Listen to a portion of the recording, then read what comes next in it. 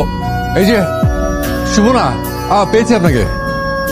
আপনি এখানে হ্যাঁ। কাকে খুঁজছেন? আপনাকে।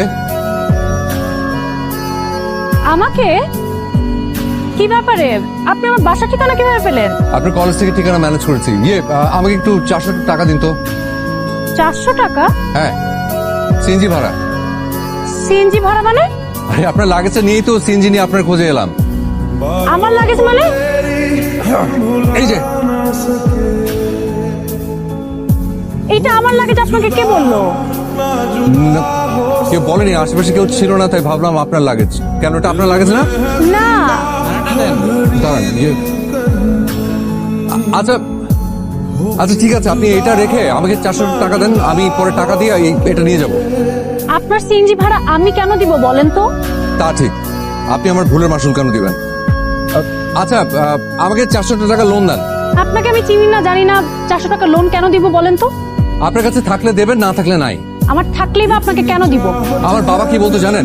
বাবা বলতো যে যখন পারবি না তখন সহযোগিতা নিবি, হাল ছাড়বি না, হেরে যাবি না, আর যখন পারবি তখন সাধ্যমতো সহযোগিতা করবি। ভাই একটু একটু আমার দেরি হয়ে যাচ্ছে। আচ্ছা একটু দাঁড়ান।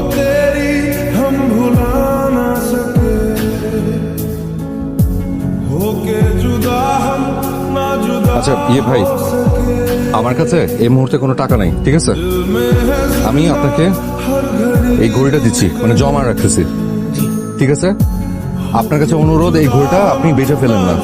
আমি আপনাকে টাকা দিয়ে আপনার 400 টাকা দিব, দিয়ে এই ঘড়িটা আমি নিয়ে যাব, ঠিক আছে? আর শুধু একটা অনুরোধ, সেটা হচ্ছে আপনার ফোন নাম্বারটা লাগবে, আপনার গাড়ির নাম্বারটা আমি রাখবো, আর আপনার বাসার ঠিকানা। এই যে জি, এই যে শুনেন, আপনার নাম্বারটা আমাকে দেন, আমি আপনাকে টাকা পাঠিয়ে দিচ্ছি, ক্যাশ করে নেবেন।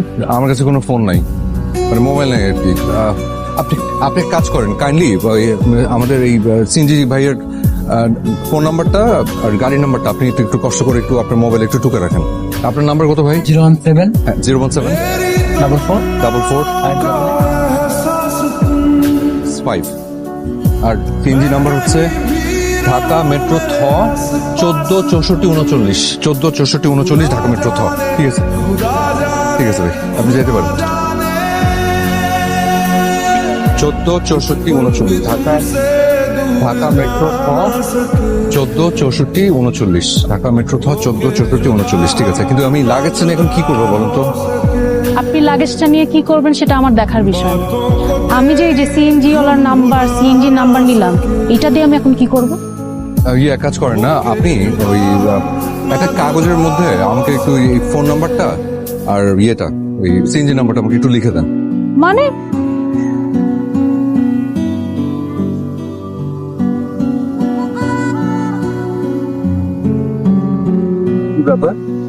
আসসালামু আলাইকুম। ওয়ালাইকুম আসসালাম। ভালো আছেন? হ্যাঁ ভালো আছি, কিন্তু আপনাকে তো মানে তোমাকে তো চিনতে পারছি না। জি, আমি একজন মানুষ, বুঝলেন, মানে অন্য একজনের উপকার করতে এসে নিজেই বিপদের মধ্যে পড়ে গেছে, এটা কেউ বিশ্বাসও করছে না। মানে কি করবো সেটাও বুঝতে পারছি না। কি করবো বলেন তো? কিসের বিপদ? পুরো ডিটেলে বলবো নাকি এই মুহূর্তে যে বিপদে আছি সেটা বলবো? এই মুহূর্তের সমস্যাটা কি? সকাল থেকে শুধু পানি, কোনো নাস্তা করিনি, আর লাস্ট আপারে খেয়েছি শুধু চিড় আর গুড়, পকেটে নট সিঙ্গেল টাকা। মানে এটাই একটা বড় সমস্যা।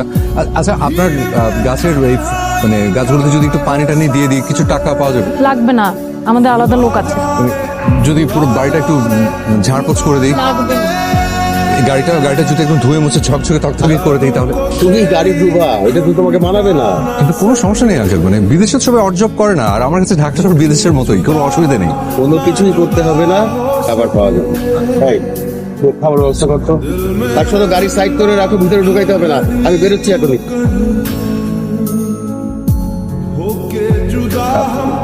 ঠিক না আছে, না, এই লাগেজ টাগেজ নিয়ে ঢোকা যাবে না। এর মধ্যে কি বোম টোম না পিস্তল টিস্তল আছে, কে জানে? আর এখানে যদি অন্য কিছু থাকে আর বাইরে থেকে লাগছে যদি কেউ নিয়ে যায় তখন? ঠিক আছে, আমার ভেতরে ঢোকা লাগবে না, আপনি এক কাজ করেন, খাবারটা নিয়ে আসেন এখানে, আমি এখানে বসেই খাবো। মানে মানে এখানে এই ফুটপাতের মধ্যে বসে খাই, কোনো অসুবিধা নেই তো, ফুটপাতে কত খেয়েছি।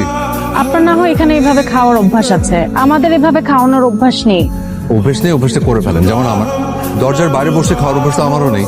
আজকে খাবো, অভ্যাস হয়ে যাবে, নিয়ে আস।